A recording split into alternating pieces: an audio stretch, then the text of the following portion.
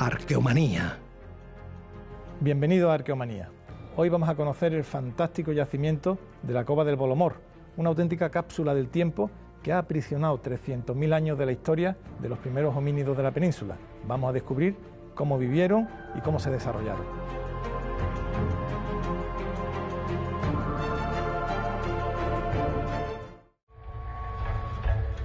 Fragmentos.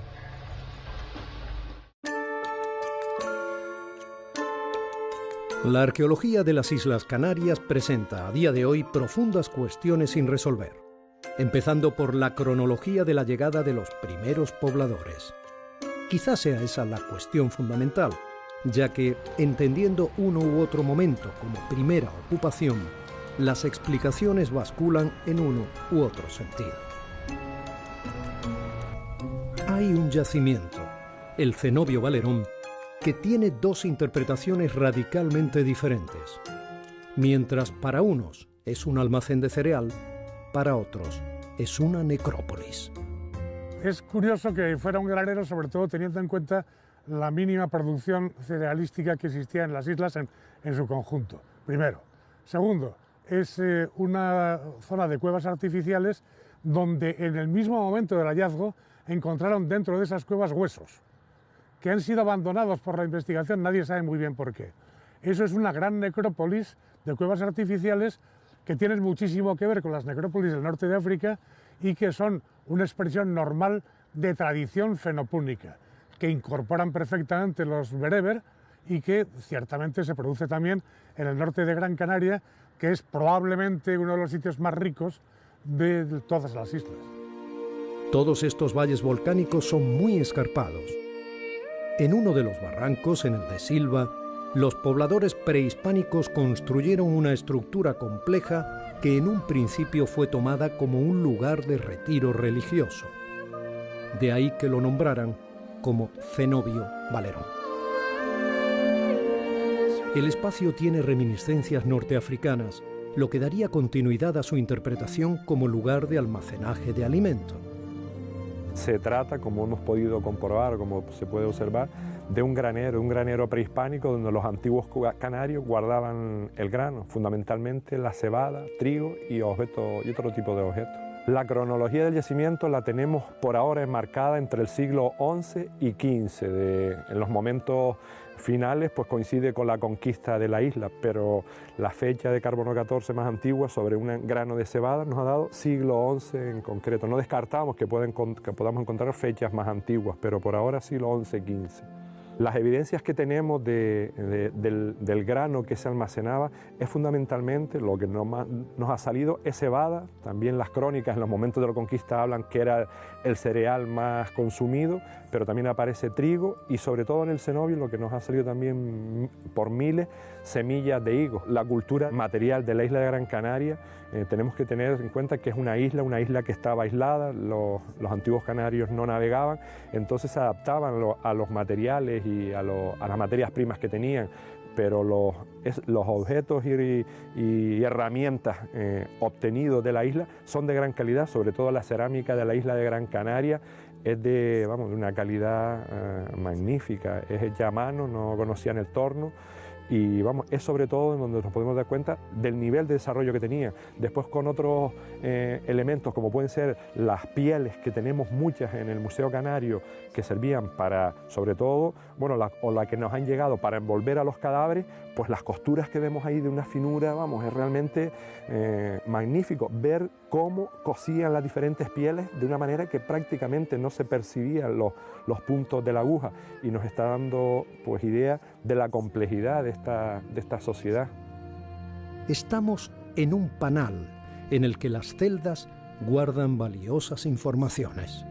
Este yacimiento, a pesar de que se conoce pues, desde siempre, porque es un hito importante en el paisaje, nunca se había excavado hasta que hace unos 8 o 9 años llevamos a cabo un programa de restauración de todas estas cavidades, y para ello tuvimos que excavar determinadas zonas, pero siempre condicionado a la restauración.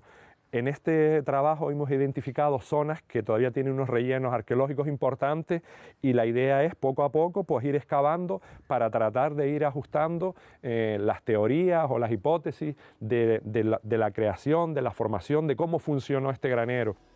Lo que sí parece claro es que este lugar debió de depender de una autoridad de corte mancomunal o estatal.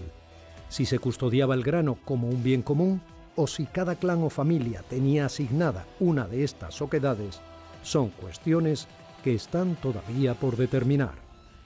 Un yacimiento tan complejo como este, arquitectónicamente hablando, nos hace imaginarnos que existía paralelamente a él una estructura social compleja.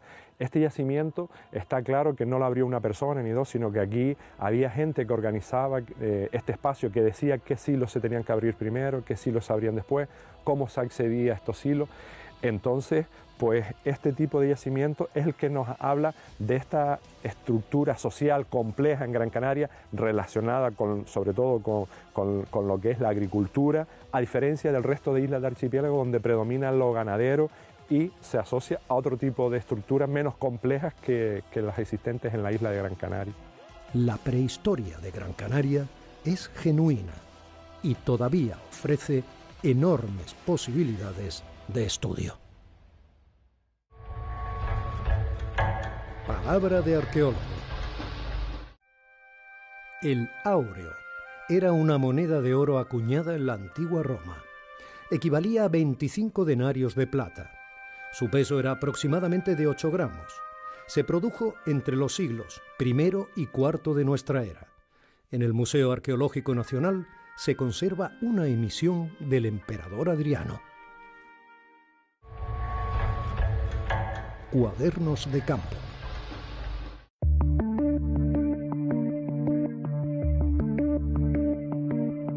La cova del Bolomor, encaramada sobre un saliente del macizo del Mondúber, domina, soberbia, el valle de la Valdigna.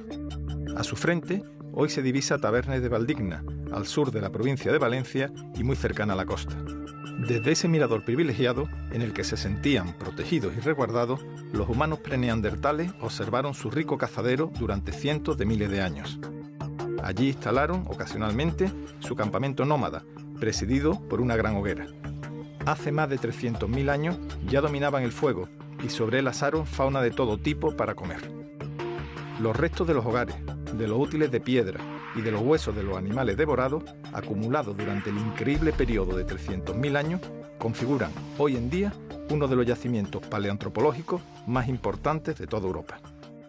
Es un refugio excelente como lugar de hábitat, y desde el mismo se domina toda la información sobre el valle. Estamos en una umbría con una vegetación mediterránea fantástica. Esa vegetación ha cambiado mucho desde el inicio del yacimiento, hace 400.000 años hasta ahora.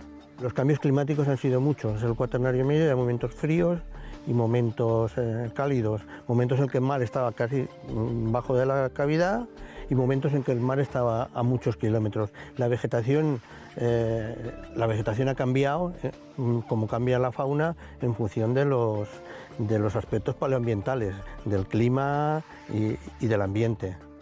La cueva se abrió hará unos 400.000 años y se colmató por completo hace unos 100.000. Quedaban, pues, encapsulados y aislados 300.000 años de actividad humana, que hoy, gracias a la investigación arqueológica, podemos conocer. Esta sedimentación nos está informando sobre los aspectos paleoambientales de todo el territorio. Hacia 100.000 queda completamente sellada por sedimentación. Ya no tiene el aspecto de cueva. Este es el primer corte que hicisteis, ¿no? Aquí sí. Empezasteis a trabajar. Este es el corte más importante, es el corte referencial, tiene 11 metros y en el mismo hay 17 niveles estratigráficos. La cueva tiene, por tanto, una potencia de sedimento de 11 metros. ¿Y qué superficie tiene? La superficie original de la cueva son 700 metros cuadrados. Las sucesivas campañas de excavación nos permiten conocer quiénes habitaron esta cueva, tanto preneandertales como neandertales. ¿Quiénes vivieron aquí? Encontramos por cronología con homínidos que forman parte de lo que es el linaje neandertal. No son los neandertales clásicos de la cultura musteriense, sino forman parte de la primera mitad de ese linaje que empezaría con los heidelbergensis y que progresivamente se irían convirtiendo en los neandertales clásicos. El linaje neandertal tiene que ser más antiguo de lo que hasta ahora se creía. Hasta ahora se pensaba que los neandertales eran realmente los neandertales clásicos de Europa tan frecuentes. Pero ahora los paleoantropólogos se van dando cuenta de que sus características se van retrotrayendo en el tiempo bastantes cientos de miles de años. La cova del Bolomor no solo ha proporcionado una enorme cantidad de huesos de animales y de industria lítica, sino que en ella se han encontrado además importantes restos humanos fosilizados. ¿Por qué una zona de hábitat donde viven aparecen restos humanos? No era un lugar de enterramiento. ¿Por qué aparecen esos restos? Pues los restos humanos aparecen junto a una colección también importante de herbívoros, de fauna que es cazada en el valle y subida para su consumo a la cueva. Esos restos humanos, que en concreto son fragmentos de parietal, tienen marcas de corte, marcas de fileteado, de herramientas líticas, y uno de ellos está quemado. ¿El fin de esa antropofagia qué sería? ¿Ritual o directamente alimenticia? Alimenticia. Nosotros no creemos que en estos momentos haya un aspecto de tipo cultural. Los restos aparecen con el mismo procesamiento que el resto de la fauna. Paradójicamente, durante esos 300.000 años, la técnica de talla de la industria lítica se modificó poco. Y gracias a Bolomor sabemos, por ejemplo, que los preneandertales eran capaces de tallar pequeñas piezas de sílex, lo que demuestra una mayor habilidad de la que se le suponía hasta ahora. Aquí nos encontramos un microlitismo elaborado por neandertales y existe la discusión de quién elabora ese tipo de microlito. Ese tipo de microlitos lo están elaborando mujeres, lo están elaborando niños. Es lo mismo que las pequeñas presas. Antes no se consideraba la posibilidad de que el conejo, las aves, las tortugas fueran procesadas con herramientas líticas y en Bolomor se ha demostrado que en momentos tan antiguos se procesa. Ya sabemos quiénes habitaron en Bolomor. Debemos descubrir ahora cómo vivían, qué comían y cuántos eran.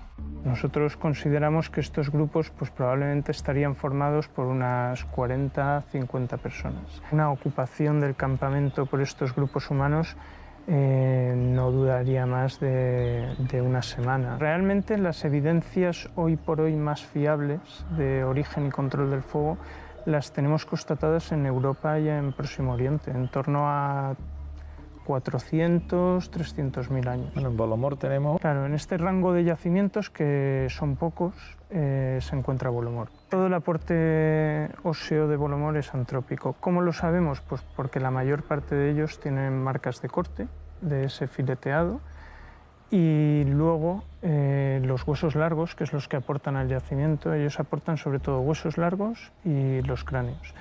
Los huesos largos luego los machacan para extraer la médula. Por un lado tenemos la fauna de gran tamaño, ¿no? Bóvidos, elefantes, rinocerontes, uros, y luego, bueno, cérvidos, hay muchos. Tenemos también el megaloceros, un cérvido de grandes dimensiones. Y esto por un lado, y por otro constatamos pues, bueno, también la presencia de animales de pequeño tamaño. ¿Cazarían un elefante? Sí. Manejaban técnicas complejas de caza. Bolomor ha arrojado una información fundamental para conocer cómo vivieron aquellos homínidos que precedieron a los neandertales. Abandonamos la cova, que reina solitaria sobre la umbría del barranco del Bolomor. Un denso manto de vegetación mediterránea virgen nos arropa durante nuestro descenso. Gracias al trabajo de los arqueólogos se ha desvelado parte del misterio que atesoraba. pero la excavación continúa y muchas son las sorpresas científicas que aún nos aguardan en su seno. Esperemos poder regresar pronto para admirarlas y divulgarlas. Arqueomanía. Paisajes arqueológicos.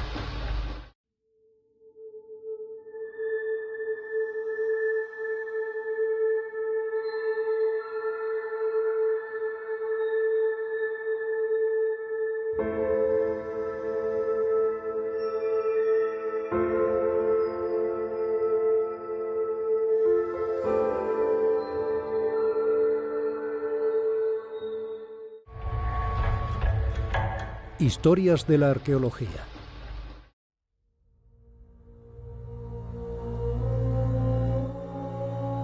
Roma quiere campar a sus anchas por el mundo conocido, por el orbe que domina, y para eso prepara ingenieros capacitados y valientes. Ellos son el arma más poderosa de los hijos de Eneas. Cuando ya no hay rivales humanos a los que derrotar, el reto es domeñar la naturaleza. Ese fue el propósito de Roma. Los ingenieros eran imprescindibles para el ejército y también para la explotación minera, para abrir calzadas o para transportar el agua por acueductos colosales. Se ha escrito, y con razón, que Roma es el derecho, pero también es su ingeniería. La ingeniería fue también un arma política, al demostrar a los pueblos conquistados que ellos, los romanos, podían transformar la naturaleza, les dejaban bien clara la dimensión de su poder. Si eran capaces de horadar montañas, desviar ríos o levantar gigantescos teatros, ¿quién iba a rebelarse contra las legiones? Las grandes edificaciones son casi siempre grandes obras de propaganda, demostraciones a veces desmedidas de un poder absoluto. Las legiones de Roma conquistaron la Dacia porque fueron capaces de hacer un puente sobre el Danubio. Se financiaron con el oro de Hispania porque agujerearon las médulas como si fueran de manteca y no de dura roca. No hubo ambiente que no sometieran, desde Britania hasta Siria, desde Egipto hasta Galia. Una de las grandes obras que Roma realizó en Hispania fue el acueducto de Gades. Los balbos necesitaban agua en su ciudad, la primera que pactó con Roma tras las guerras púnicas, y si había que traerla desde 80 kilómetros de distancia, no quedaba otro remedio que hallar una solución técnica. La determinación es la base del poder romano, y la Sierra de Cádiz no iba a quedar al margen de los planes por abrupta que fuera. Antes de mostrar el recorrido y las soluciones del gran acueducto de Gades, es muy recomendable conocer varios enclaves de estas montañas. Ocuri está cerca de Ubrique y constituye un lugar de paso desde Gibraltar hasta el interior de Andalucía. Tierra adentro, en la serranía de Ronda, había importantes ciudades, como Acinipo, conocida como Ronda la Vieja. Ahí, los ingenieros romanos tuvieron que hacer frente a no pocas dificultades para levantar el imponente teatro de la ciudad. El teatro parece ser que se inició un primer intento junto a una de las puertas principales de acceso a la ciudad, que es el lugar natural, es propio, porque además el visitante cuando entra a la ciudad lo primero que ve es un gran edificio público, pero sin embargo por un fallo tectónico de la propia estructura rocosa de la mesa de Ronda la Vieja, tienen que llevárselo al lugar más extremo, donde el estrato de roca es más grueso y le permite poder construir con más garantía. Esa es la razón que explica que, aunque la mesa de Ronda la Vieja tiene 32 hectáreas, esas 32 hectáreas no están ocupadas. El teatro no está dentro de la ciudad, está fuera de la propia ciudad, aunque dentro de la misma meseta. En Ocuri, que toca el cielo, destacan varias construcciones. La primera, próxima ya a la muralla, es de tipo funerario. Pues estamos delante de lo que es el mausoleo de la ciudad romana de Ocuri. Es una estructura funeraria posiblemente construida entre finales del siglo I y mediados del siglo II después de Cristo, justo coincidiendo con el apogeo de la ciudad de Ocuri. Es una estructura cuadrangular de unos 12 metros por 8 que conserva el interior prácticamente intacto, incluso su bóveda es una bóveda de medio cañón que se conserva completamente, y alberga en su interior una serie de hornacinas y de lóculi para colocar lo que serían las urnas funerarias de los difuntos, ¿no? Pensamos que fue utilizado o bien por una gran familia, una familia poderosa de las que pudo haber en la ciudad romana de Ocuri, o posiblemente también por un colegio funerario. El control de las rutas de paso es absoluto desde aquí. La ciudad tiene una serie de cisternas, posiblemente vinculadas a lo que es un acueducto que vendría desde lo que hoy en día es Benaocá, el pueblo de Benaocá, unos 7 kilómetros de aquí. Se han encontrado en lo que es el valle diferentes construcciones que podrían dar pie a que hubiera un sistema sifónico, ¿no?, de aprovisionamiento de agua, y vendría a lo que es la cabecera de la entrada en la ciudad, que es una cisterna, está en lo alto de la sierra, que desde ahí se distribuiría hacia las restantes cisternas, ¿no? Son también, por cierto, de una tipología llamada bañarola, ¿no?, que es muy púnica, ¿no?, muy mediterránea, que son rectangulares pero con las esquinas redondeadas, ¿no?, con un recubrimiento de opus signinum que ha resistido los 2000 años que tiene, en perfectas condiciones, que siguen almacenando agua hoy día. Y luego hay una parte, que esta sería un poco el agua pública, el agua de abastecimiento, también hay una parte de agua de ocio, ¿no? Hay unas termas, posiblemente las únicas que se han identificado hasta ahora en lo que es la Sierra Romana. Es un edificio de casi 420 metros cuadrados, muy complicado de explicar en el estado en el que ha llegado a nosotros, pero bueno, que significa que existe esa doble vía, el agua pública de abastecimiento y el agua de ocio. El mundo local, el mundo turdetano, se hibridó con el romano paulatinamente. Así puede verse en el Museo de Espera, donde hay una colección de leones casi única. La concentración que hay en toda esta zona, en Espera y en los pueblos colindantes de escultura ibero-romana, como bien dice, la mayoría corresponden a leones ibero-romanos. También hay escultura antropomorfa, en el caso de aquí del Museo de Espera, un soldado y una dama, y otros animales como un cérvido y otro que es un poco mitológico porque no está claro qué es lo que es, pero la verdad que la mayor parte de animales relacionados con el mundo funerario ibero-romano son leones. Las vistas desde Zahara de la Sierra convierten en liviano al observador. Le otorgan omnisciencia. La recuperación de los restos arqueológicos de Zahara ha sido llevada a cabo en gran parte por Luis Cobos. Eso se remonta ya al año 1993.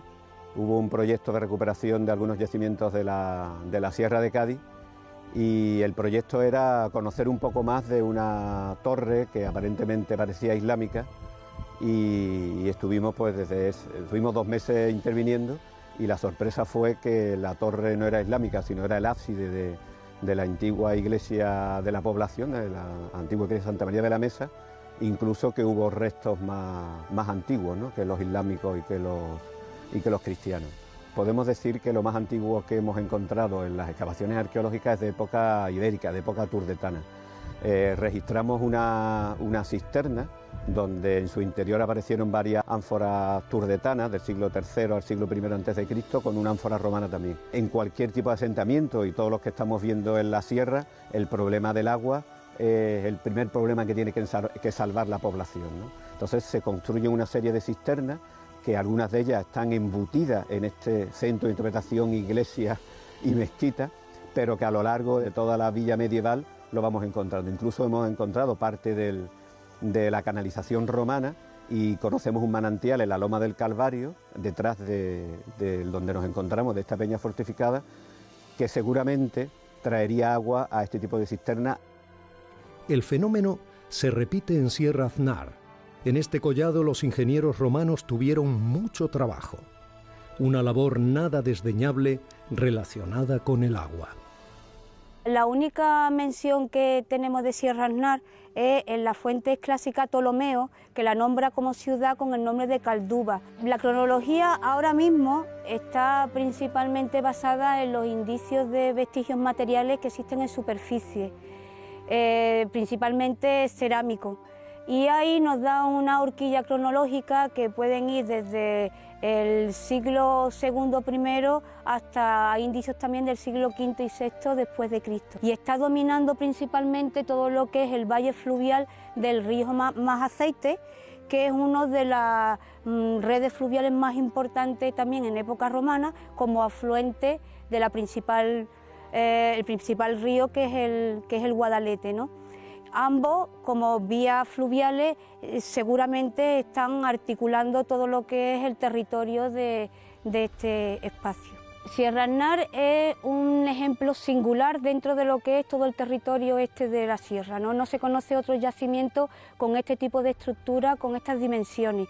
Estamos ante una cisterna que tiene 20 por 20 por 5 de dimensiones, unas dimensiones desde luego espectaculares. Si estuviera con agua estaríamos hablando de 2 millones de litros de agua. La pregunta eterna que siempre se ha hecho es ¿por qué tanta agua? ¿Para qué tanta agua? Se decía que Sierra Aznar era como un aporte de agua, porque como aquí todo es agua, fuera ese aporte de agua secundario en un momento dado al acueducto de Tempón. Bien, luego investigaciones posteriores creo que se puede descartar esa hipótesis. Otra hipótesis también escrita es que este agua estaba destinada a lo que era el territorio agrícola, los asentamientos agrícolas, las explotaciones agrarias que hay en todo el entorno, que hay villas, también muchas villas, asentamientos rurales en todo el entorno de Sierra Aznar. Y una hipótesis que es la que estamos nosotros trabajando ahora, mi compañero Francisco Zuleta y yo, es que estamos ante un yacimiento dedicado a la minería. Cerca de Sierra Aznar arrancaba el acueducto que llevaba el agua hasta Gades tras un recorrido de 80 kilómetros. El despliegue de los ingenieros romanos se basó en la construcción de una estructura abovedada bajo tierra y el empleo de desmontes y sifones. Muy cerca de Paterna de Ribera pueden verse los restos de uno de los sifones del acueducto de Gades, el conocido como Los Arquillos. Estos tramos se empleaban para resolver la diferencia de nivel en el terreno. La precisión de los ingenieros romanos fue encomiable. La solución funcionó y el agua de la sierra llegó a Gades. Roma transformó el mundo antiguo que componían, con salvedades, los pueblos de Hispania, y los llevó a la primera línea de un mundo globalizado, de un sistema político que construyeron sus ingenieros apoyando el despliegue de las legiones.